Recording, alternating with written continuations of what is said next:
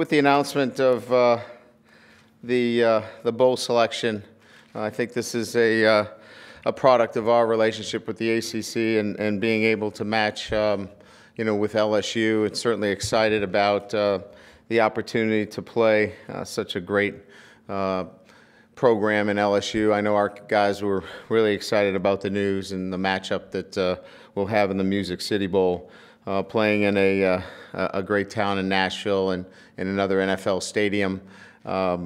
Really, is an exciting opportunity for us. It gives us a chance to obviously, get an opportunity to finish the season off with a win.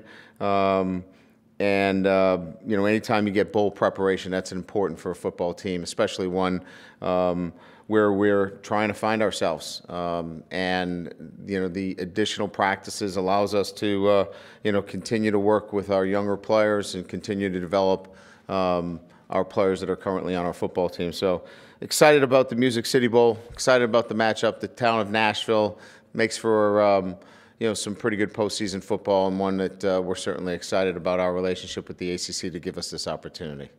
So with that, I'll open it up to questions.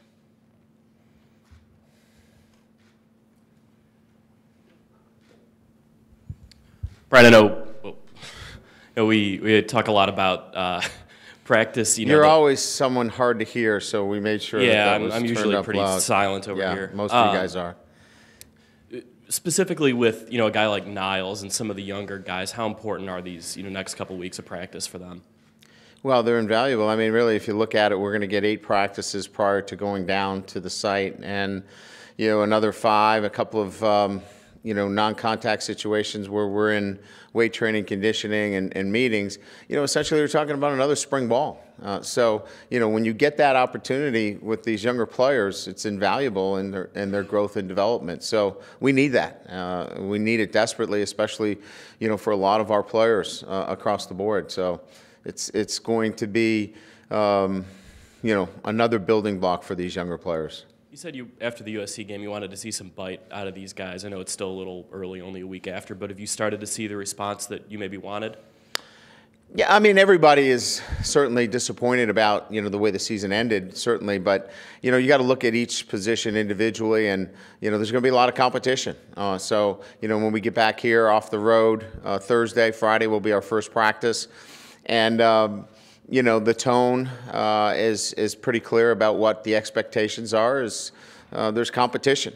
There's competition at all positions, and so we'll be looking forward to that kind of spirited practice opportunity. So reading into that, quarterback is one of the positions that there will be competition? Oh, I think so. Yeah, I think at all the positions, but quarterback there'll be competition as well. Yes. Do you have an idea of how the reps will be split, or is it a little too early to tell on that? No, I think we have to, obviously go into that, practice with a mindset of getting Everett and Malik both an opportunity to show what they're made of and how they're going to compete, and allow us the opportunity for them to both grow but at the same time, see what competition looks like from that standpoint. True competition, because obviously this was not a competitive situation during the year. Malik was the backup, and I think I made that pretty clear. We're going to let them compete, and we'll see where that puts us come game time. And lastly, any of the guys who were injured against USC, do you expect any of them to be back for the bowl game? Max, Greer? Yeah, we think Max will be, Greer will be. We believe Cody Riggs will be back for the game, and we're hopeful that Sheldon would be back as well. Brian, in the middle, you mentioned practices for younger players, and I know in a non-championship bowl game situation, that's kind of the focal point of December. Does that change at all for you with 4 losses to end the year, and considering the level of the opponent, is it become a little more bowl specific? No, this is really about improving our football team more than anything else, and improving the play. As I told our football team,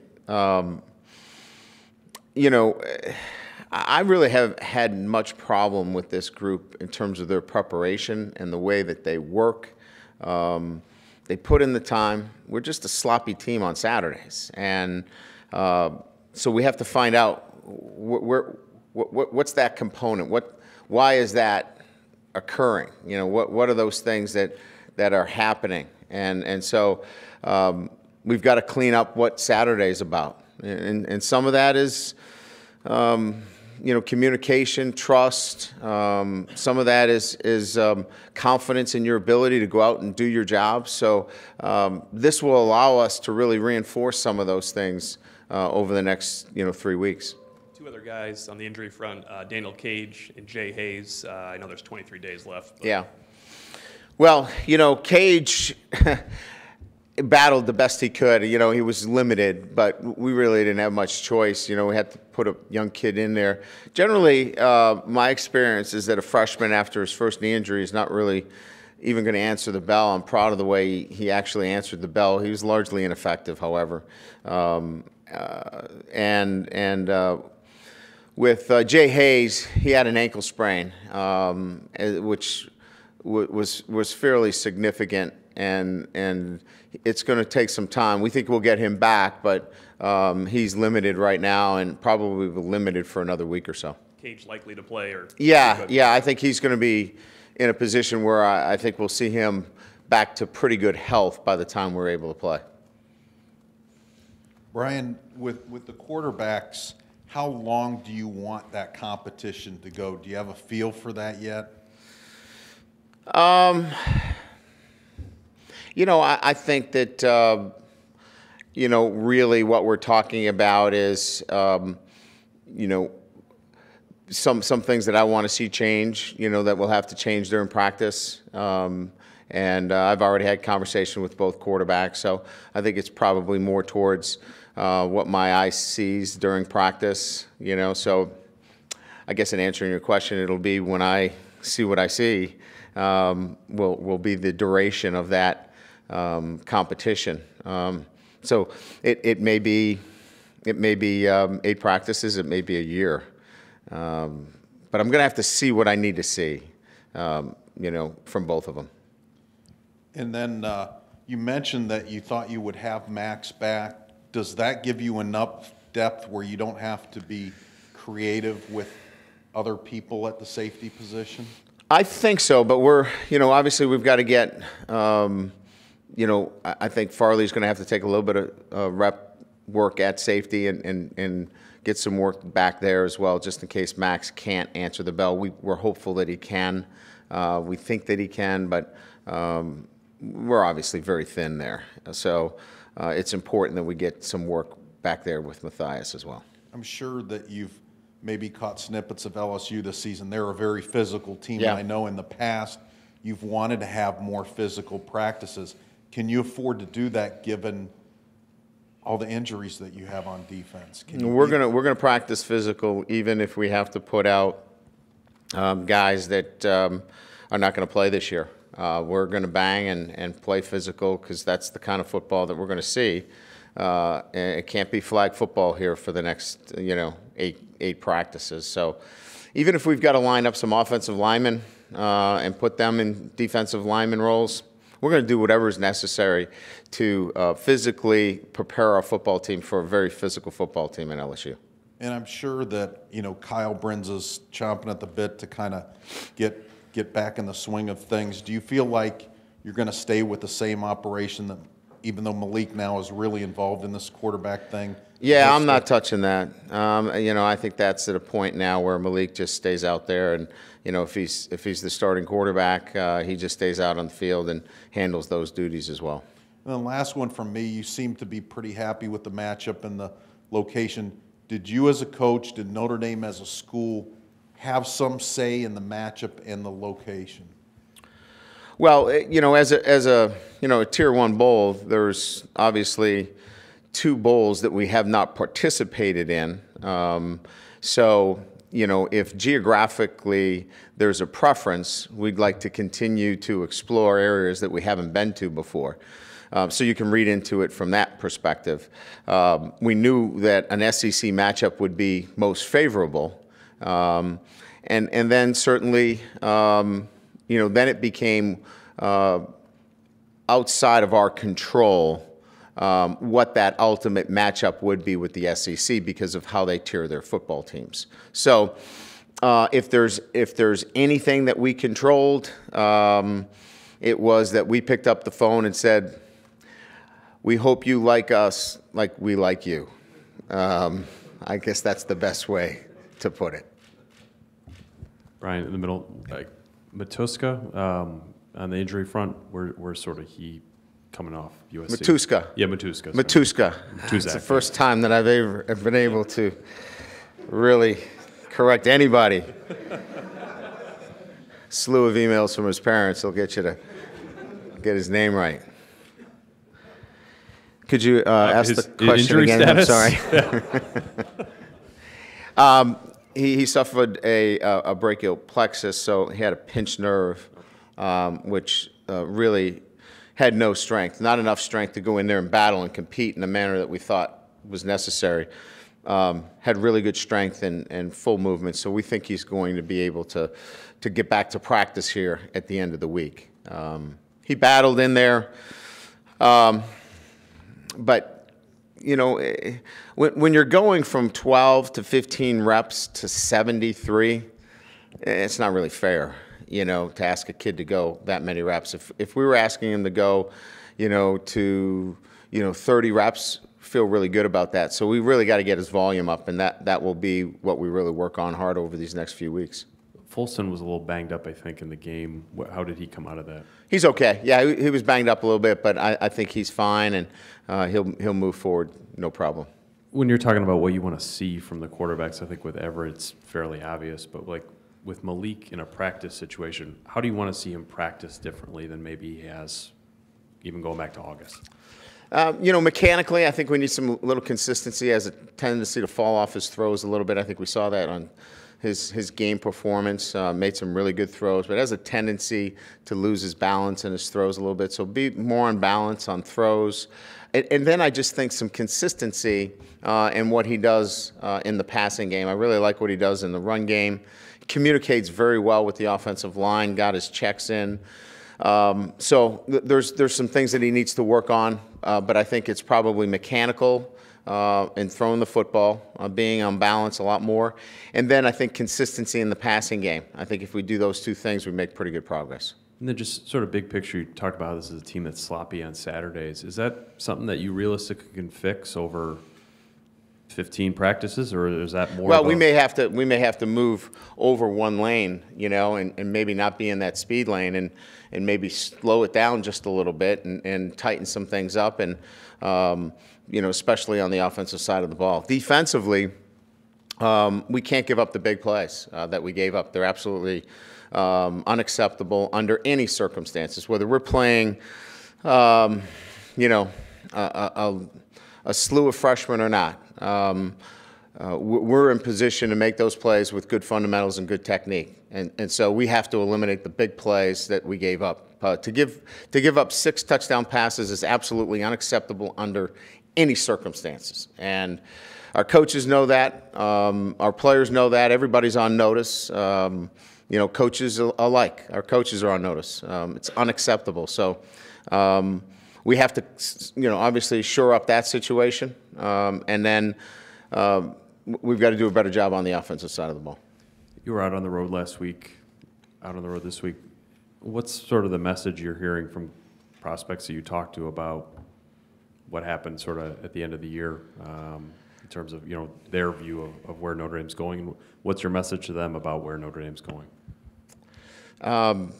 Never really had any conversations about anything but, you know, wanting to be part of the program at Notre Dame. You know, I think everybody looks at it in more of a bigger picture perspective than maybe 1 month of the season. I think they look at it over our 5 years here and their 5 years here more so than, you know, what happened over the last month of the season. So, no, we feel really good about where we are in our recruiting. You know, we've got to finish up strong with a couple of positions, but you know, we've got some mid-year guys coming in that have signed their grant and aids, and they'll immediately help our football team. And no, so we feel really good about where we are right now. Coach here in front, you guys and LSU are kind of fairly young teams that have shown flashes of potentially being really good. Is this a game that you like from that standpoint, that maybe it's a matchup you guys could even see next year in the playoff or something along those lines? Well, we wanted to be challenged again. There's no sense of going into this bowl game, situation and not feel like you're going to be challenged again. I think there are matchups out there that, don't give you the same kind of challenge, and this is one that we wanted. And again, they're a formidable opponent, very good SEC team. You can see what their record indicates and what they can do. It's going to be a great challenge for us. We just want to continue to be challenged with the football team that we have. We think that we're going to be a really good football team. We've got some things that we have to, clear up and address on Saturdays. I have no problem with my football team in terms of the way they prepare, and all the things that go into, winning football. We showed that we can do that. We're obviously a few plays here or there from having a really good football season and talking about, different situations. We are who we are, and we think that this game in particular allows us to continue to not paint a false picture of who we are, but where we need to get better as we look towards 2015. And this is kind of a big picture question, and I hate to go back to one play in particular, but it just seems that the Florida State, the pass interference call, kind of sent you guys on a spiral downward. Is that a moment that you guys kind of look back towards as that, or is it kind of just... No, I really don't think, certainly I don't think that had anything to do with a downward spiral for our football team. We had a young team that was very confident that day and believed. Certainly when you lose a football, 4 games in a row, you start to lose a little bit of that confidence, but we'll gain it. We'll get it back. They know that they can win football games. A lot of our issues were masked, through those weeks. We played a lot of snaps, which left us vulnerable to potential injury. And if we got anybody injured, we were going to be in a very difficult state on the defensive side of the ball. Having said that, and I've made this very, very clear, we underperformed, as coaches on the offensive side of the ball and as players. And we needed to carry some games offensively, knowing full well that our defense was going to be young and inexperienced. And once that, showed itself with injuries, we knew we were going to have to carry things offensively and weren't able to really get the job done. And then my last question, I think you addressed this already, but Eiler Hardy would be available for this bowl game because it's before the 1st, is that correct? Yeah, we believe so, but we still have some work to do with that. I mean, we're still in uncharted territory with this matter, so we're going to have to get some further clarification on that. Thanks, Coach. Yep. Coach, up here, to your left. Sorry. Sort of a layered question about the quarterback competition. Does the winner of this competition sort of have a leg up going to the spring, or when you get to the spring, is it going to be sort of, okay, we're back to opening up and then maybe adding Deshaun into that mix? I'm not really sure. I think it really just depends upon, the factors of what improvements are made, what the attitude is, all of those things come into play. There's some things that have to change at that position, and so we're going to have to see, how quickly they are. If we're on the right track, if we're making progress there, then that could be an extension into the spring. I really think it's just a matter of we're going to have to take it, really step by step. We know there's competition at the position, and let's let them go compete. Let's put it clear. The best I can give you is that there's a way I want that position to operate, and it's going to operate the way I want it to operate. And if you operate it the way I want it done, you'll be the starting quarterback at Notre Dame. And then a question about Niles Morgan. Obviously, he had some struggles late in the year adapting to sort of the role he had, but at the same time, he also had some production. I think he had, 11 tackles in the second half against USC. Had finished the season with 3 straight double-digit games. Can you talk about, what you saw from him as he matured and got more experience, and what you expect from him moving into this bowl game and moving forward? Yeah, he's going to be a fine football player, but college football, we all know what it is today. It's a numbers game. It's a 5-man box. It's a 6-man box. It's a spread game, and it's played fast. And we played teams that played us fast, that messed with the numbers. And he's got to control that box. He was required to do a lot this year in a very short period of time. All that knowledge is going to prove to be extremely beneficial to him. It didn't help us at the current situation and week to week, but all that experience that he gained is going to be beneficial for him as a football player and for us as a team. But you know, the game is, you know, when you're on defense and you're playing teams that have quarterbacks that can attack you, you know, and we got some quarterbacks that can attack you, whether it's Arizona State, you know, whether it's USC, North Carolina. You know, I'll even put Northwestern in there, or a smart quarterback that can attack you and manipulate numbers and force your defense to move players around. It puts a lot of that cerebral kind of football knowledge on a young kid like Niles or Grant, and that's a lot to ask for him, and it was a difficult chore. On your right, you mentioned with the quarterbacks wanting to see how they operate the offense you want it to be operated. How much will the LSU matchup and how their attributes fit against that defense play into the decision? Secondary. You know, this is what I'm looking for, and then we'll adapt, you know, to LSU. This is strictly what I'm looking for from the position. And I know it's a young team. Have you had any conversations with players who could be eligible for the draft about draft advisory board paperwork? Yes, we've already sent in those players that have requested the opportunity to be evaluated. Who are those players? I can't remember. All right. I'd have to look it up. I think it was, let's see, Nick Martin, Ronnie Stanley, Sheldon Day, and the Everett Golson. Those were the four guys. Thank you. I have some help back there. Back on your left, real quick, just want to confirm Austin Collinsworth is out for this? It doesn't look promising as of today that he would be available. Thanks. Yep.